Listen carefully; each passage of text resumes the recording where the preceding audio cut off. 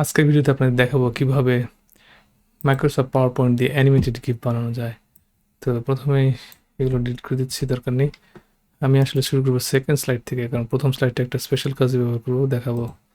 তো এই স্লাইডটার আমি ডিজাইন থেকে ব্যাকগ্রাউন্ডটা চেঞ্জ করে দেবো, ফরম্যাট ব্যাকগ্রাউন্ড, এখানে গ্রেডিয়েন্ট ফিল্ড কালারটা চেঞ্জ করে এই কালারটা নিলাম।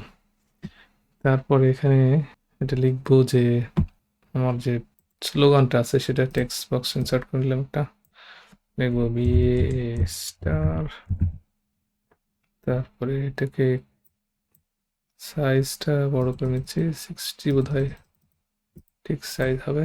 হ্যাঁ, আর ফন্টটা চেঞ্জ করে আমি এখানে একটা এই ফন্টটা নিচ্ছি।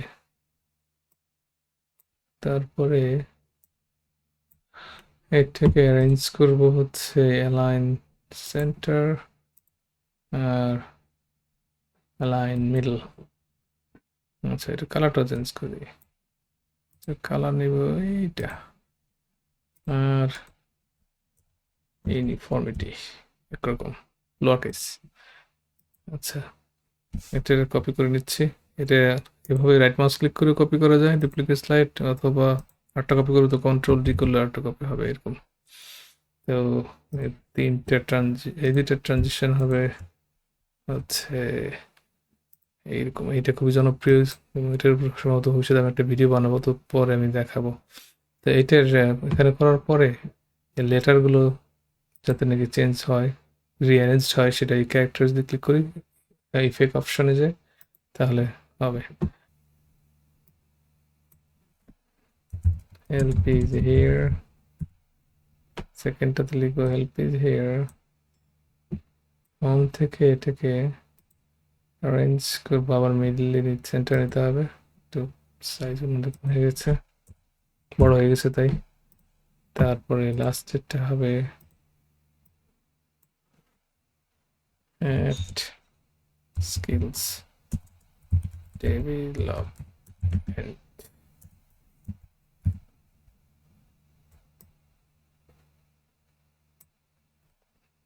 বড় এটাকে সেন্টারে নিয়ে যাই, আর এটার একটা ডুপ্লিকেট করব, কন্ট্রোল ডি। এখানে নিচে নিয়ে যাবো, এখানে আমার লোগোটা ইনসার্ট করে দেবো।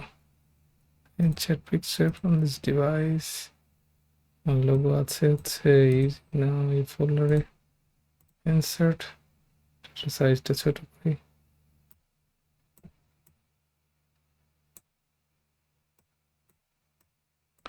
আপাতত ডিজাইনারে লাগবে না, ফরম্যাট পিকচার করতে হবে না। আর এটাতে দুইটা অ্যানিমেশন অ্যাড করবো। অ্যানিমেশন এটাতে আমি অ্যাড করবো হচ্ছে হ্যাঁ এটা। আর আরেকটা যে অ্যাড অ্যানিমেশন, এখানে যে আরেকটা অ্যানিমেশন অ্যাড করবো সেটা হচ্ছে পালস। হ্যাঁ, তো এই দুটোর ডিউরেশনটা একটু বাড়াই দিই, এটার মাত্র 1 মিনিট।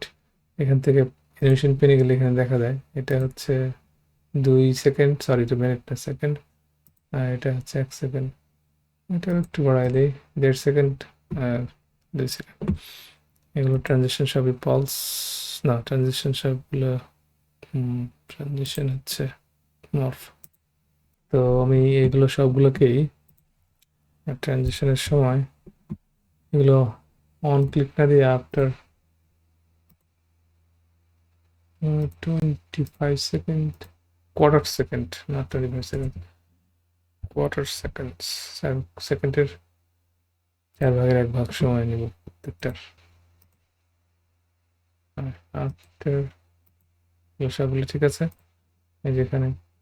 আচ্ছা, তো এখন যদি দেখি তাহলে কেমন দেখা যায়।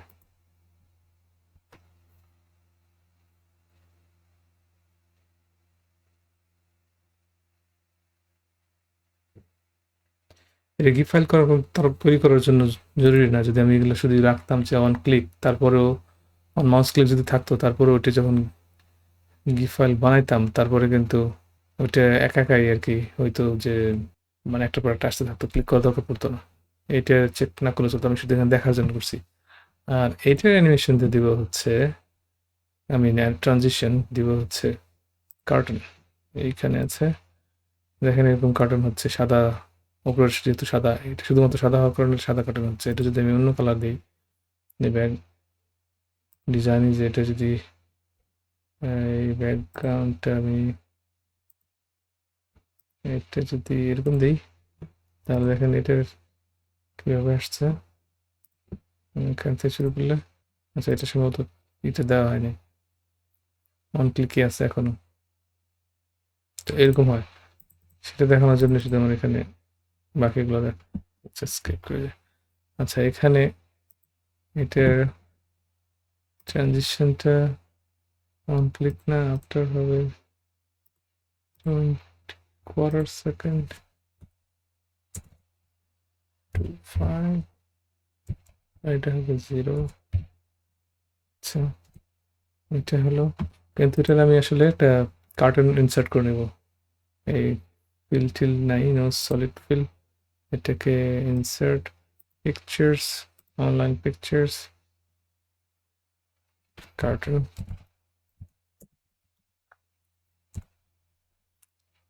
আচ্ছা, এইটা নিচ্ছি, যেহেতু আমি এরপরে আবার আমার লোগোটা দেবো এবার ডিজাইনের, এটাই ভালো। আচ্ছা, এটা এরকম হলো, আর এরপরে আমি আমার লোগোটা আবার ইনসার্ট করে দিচ্ছি, দেখাচ্ছি কেমন দেখা যাবে। ওকে, তো এইবার যদি করি, এবার দেখেন কেমন দেখা যায়। মেশিন প্যানেল লাগবে না,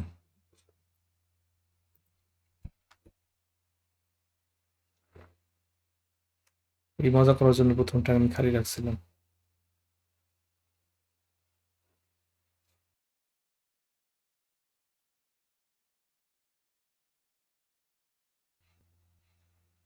তো আমার অ্যানিমেশন প্রস্তুত হয়ে গেছে, এখন শুধু সেভ করতে হবে গিফ ফাইল হিসেবে।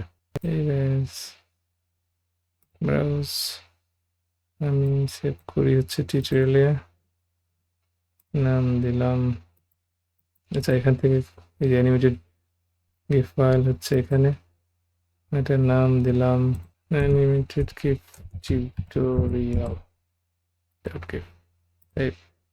এটা যত বেশি অ্যানিমেশন এবং যত বেশি পিকচার অ্যাড করবেন তত বেশি সাইজে বড় হবে। কোথাও শেয়ার করতে চাইলে যত ছোট করে ততটা সুবিধা আর কি। তো এইটা ছিল আপাতত 13 মেগাবাইট। আচ্ছা, দেখি এটা কেমন দেখা যায়, ফাইনাল প্রোডাক্ট হচ্ছে এটা।